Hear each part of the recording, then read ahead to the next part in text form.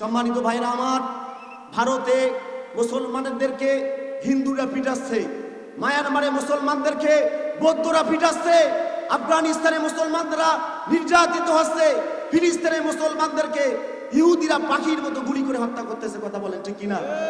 চেচনিয়ায়, বসনিয়ায়, হার্জেগোভিনায় সহ তাম দুনিয়ার যেখানে মুসলিম রাষ্ট্র রয়েছে সেদিকে তাকাইলে আমরা দেখতে পাই যে মুসলমানদের রক্ত ঝরছে, মুসলমানরা জুলুম এবং নির্যাতনের শিকার হচ্ছে। কথা বলেন ঠিক কিনা?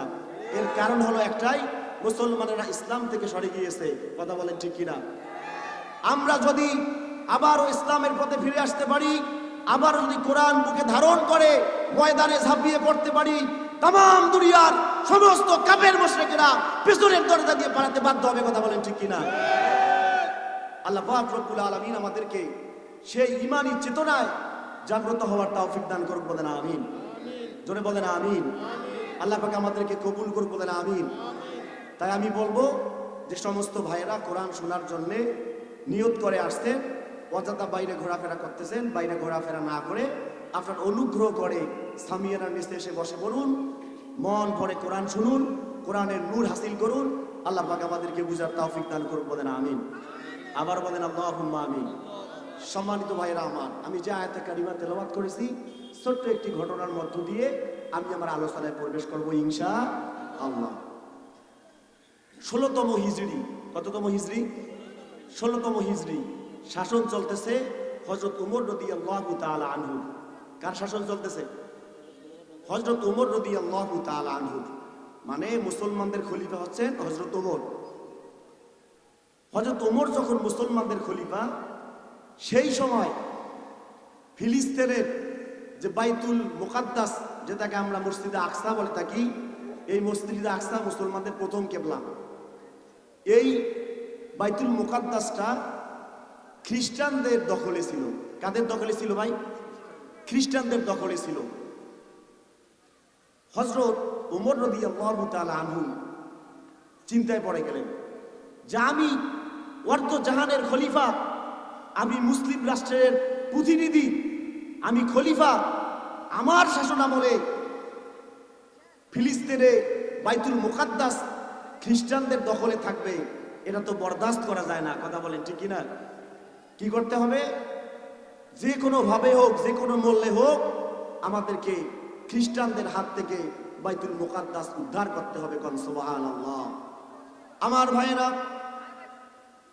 হযরত ওমর রাদিয়াল্লাহু তাআলা আনহু রাত্রিবেলায় ঘুমাতে পারে না, শুধু টেনশন আর টেনশন।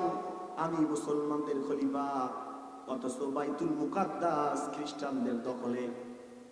মুসলমানদের প্রথম কিবলা যে বাইতুল মুকাদ্দাসের ভিতরে বিশ্ব নবীজি মেরাজ রাত্রে গিয়েছিলেন, সমস্ত নবী রাসূলদের ইমামতিতে নামাজ পড়াইছেন, সমস্ত নবী রাসূলদের ইমামতি করেছেন, যে বাইতুল মুকাদ্দাসের ভিতরে নবীজি সাল্লাল্লাহু আলাইহি ওয়াসাল্লাম সাইয়্যিদুল মুরসালিন হয়েছেন, সেই মসজিদ যদি খ্রিস্টানদের দখলে থাকে আর আমি ওমর মুসলমানদের খলিফা হয়ে থাকবো, এটা হতে পারে না।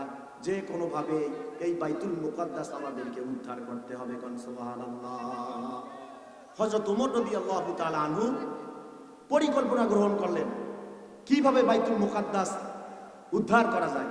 আমার ভাইরা, হযরত ওমর যখন তালি দেওয়া জামা গায়ে দিয়ে গাদার লাগাম টেনে যখন গোলামকে গাদার পিঠের উপরে বসায়া যখন বাইতুল মুকাদ্দাসে প্রবেশ করলেন, তখন বাইতুল মুকাদ্দাসে সেই যুগে যে সমস্ত খ্রিস্টানেরা ছিল, তারা বাইতুল মুকাদ্দাসের চাবি এনে হযরত আমিরুল মুমিনিনের হাতে তুলে দিলেন। সুবহানাল্লাহ। তারা বলতেছে, আমাদের কিতাবে এভাবেই লেখা আছে যে একটা সময় আসবে এই মুসলমানেরা খ্রিস্টানদের হাত থেকে বাইতুল মুকাদ্দাস জয় করবে। যে মুসলমান এই বাইতুল মুকাদ্দাস জয় করবে, সে তার গোলামকে গাদার পিঠের উপরে বসায়া লাগাম ধরে টেনে মসজিদের বাইতুল মুকাদ্দাসের মধ্যে প্রবেশ করবে। আপনার কথা আমাদের কিতাবের সাথে মিলে গেছে। আর আমাদের কিতাবে এও লেখা আছে, ওই জাতির সাথে যদি আমরা আকাশ সমপরিমাণ শক্তি নিয়েও যুদ্ধ করি, ওই জাতির সাথে যুদ্ধ করে আমরা বাইতুল মুকাদ্দাস বাঁচাতে পারবো না। এটা সেই সময়, আপনি সেই শাসক, আপনি সেই মুসলমান, আপনাদের সাথে যুদ্ধ করে আমরা বাইতুল মুকাদ্দাস রক্ষা করতে পারবো না। এই বলে সেই যুগের খ্রিস্টানেরা বাইতুল মুকাদ্দাসের চাবি তুলে দিলেন কার কাছে? হযরত ওমর রাদিয়াল্লাহু তাআলা আনহু। সুবহানাল্লাহ।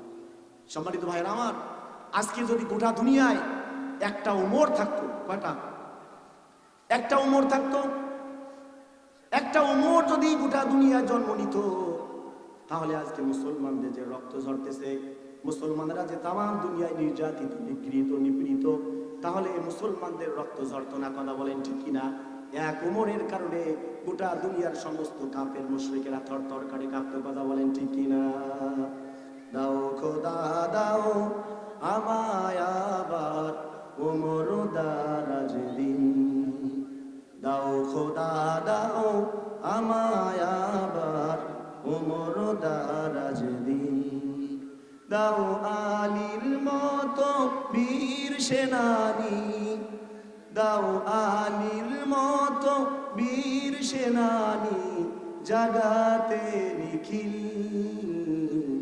দাও খোদা দাও আমায় আবার উমর দারাজ দিন, দাও খোদা দাও আমায় আবার উমর দারাজ দিন। আবার পাঠাও আবু বকর, ফিতনা ফাসাদ আসুক সমর, আবার পাঠাও আবু বকর, ফিতনা ফাসাদ আসুক সমর। আবার কাবা ভাঙতে এলে, আবার কাবা ভাঙতে এলে পাঠাও আবাবিল, দাও খোদা দাও আমায় আবার উমর দারাজ দিন, দাও খোদা দাও আমায় আবার উমর দারাজ দিন। লিল্লাহে তাকবীর।